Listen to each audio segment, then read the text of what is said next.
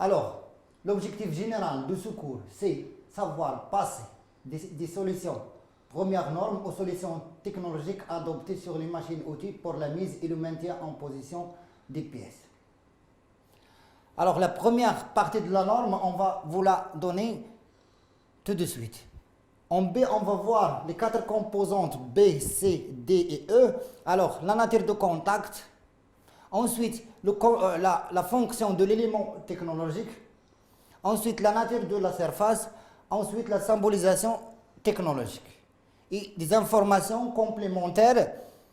Ensuite, on va faire un exemple de symbolisation.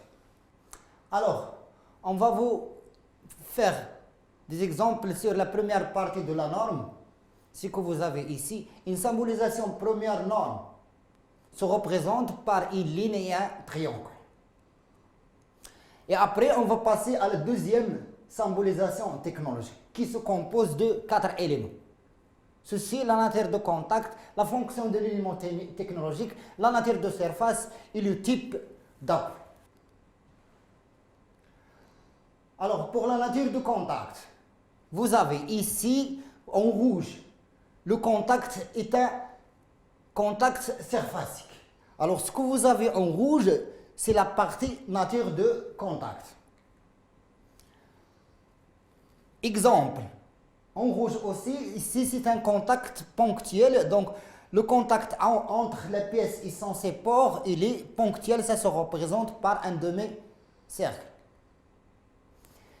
Voilà des solutions technologiques sur les machines. Donc, des contacts ponctuels comme celui-là, ainsi de suite. Ici aussi, vous avez une représentation d'un élément à contact ponctuel. Alors, pour toujours cette nature de contact, ici, vous avez la représentation en rouge d'un contact surfacique. Et ce contact surfacique se fait suivant 3 propositions. On sait que le triangle en maths, c'est 3 points. Donc les 3 points peuvent se représenter plan sur plan ou par 3 appuis surfaciques ou par 3 appuis ponctuels. Donc c'est la définition mathématique d'un triangle. Alors voilà un exemple de contact surfacique. Alors la pièce sera mise en appui-plan par exemple sur l'étau ou sur un porte-pièce. Vous avez ici une bride sur laquelle on met les appuis et vous avez ici une cale. Donc cette cale, sa surface, il est surfacique. Donc c'est la nature de contact, il est surfacique dans cet exemple. Aussi, là vous avez la nature du contact surfacique.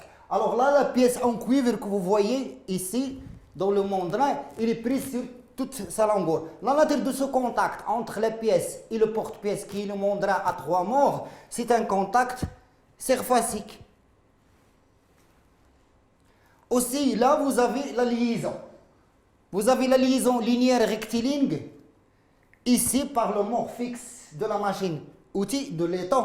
Alors, vous avez ici une bride. Cette représentation peut aussi se représenter par un rondin, c'est-à-dire que le contact surfacique peut être surfacique ou bien linéaire. Et vous avez aussi, par exemple, pour le maintien en position, c'est-à-dire le serrage se fait par le mort mobile de l'étau, c'est un contact surfacique. Alors, il y a, par exemple, sur le mandrin de la machine, le contact, ici, il est strié. Il y a des stries sur le porte-pièce, les 3 ou les 4 morts, soit sur tournage, soit sur fraisage, soit sur perçage. Il est représenté de cette façon des stries en rouge. Alors, voilà la représentation ou la liaison linéaire annuelle lorsque il s'agit de prise de pièces sur une petite longueur. C'est un centrage court par 3 morts à serrage concentrique. Voilà. Les morts sont striés, donc c'est un contact strié qui se représente par des stries. Aussi, vous avez un V long ou un V court. Voilà la représentation d'un V, c'est ce que vous avez en rouge. Alors, ça c'est un cas réel des V de représentation sur machine.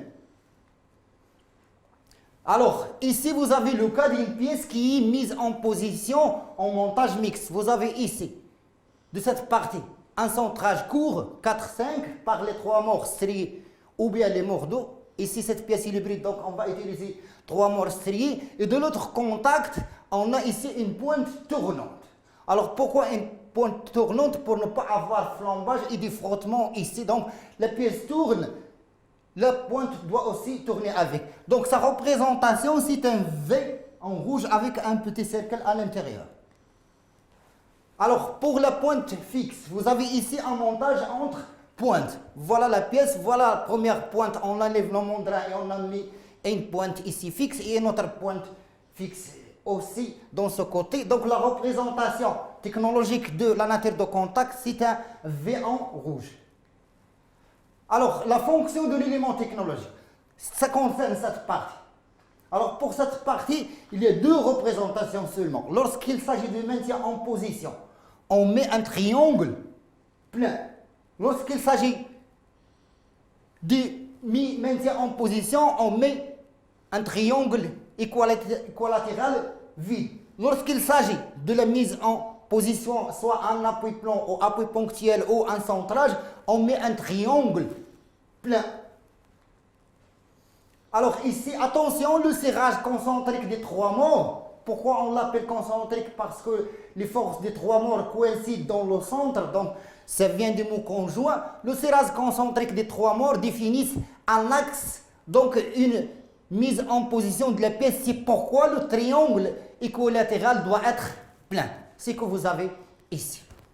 Alors dans cette représentation, vous avez votre pièce qui est mise en position. Ici, un appui-plomb de la surface perpendiculaire à l'axe Z.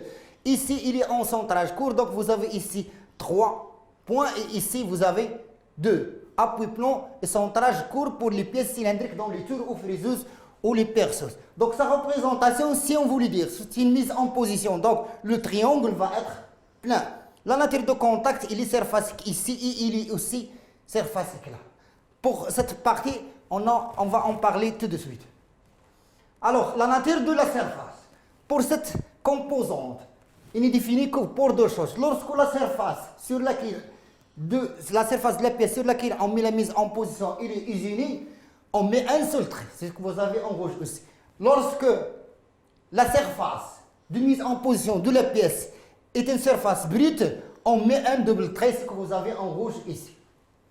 Alors maintenant, pour les systèmes de serrage, vous avez ici, lorsqu'il s'agit d'un serrage pour la mise ou le maintien en position, on met un S. Par exemple, le mot fixe d'un étau, ou bien pour un dispositif porte-pièce qui est fabriqué ou dédié spécifique. Lorsque le système de serrage il est concentrique sur les morts des machines, on met ce symbole que vous avez en rouge. Alors maintenant, des informations complémentaires, il est parfois nécessaire de préciser certaines symbolisations technologiques par des inscriptions supplémentaires. C'est ce que vous avez ici, on indique qu'il s'agit d'un V court, ou là on dit qu'il s'agit d'un mandrin à 3 morts, ou bien ici lorsque vous avez un centrage court à l'intérieur. Donc là, ce centrage court à l'intérieur, c'est pas par les morts, c'est une pièce creuse dans laquelle on met un arbre lisse. C'est-à-dire la pièce il est alisée, donc on met ça concerne certainement les montages des ailages ou lorsque la mise en position il est faite par des morts d'eau. Alors, des exemples de symbolisation. A, B, C, D. Un appui ponctuel, une mise en position, surface usinée, appui fixe. Donc, appui ponctuel, il est représenté de cette façon.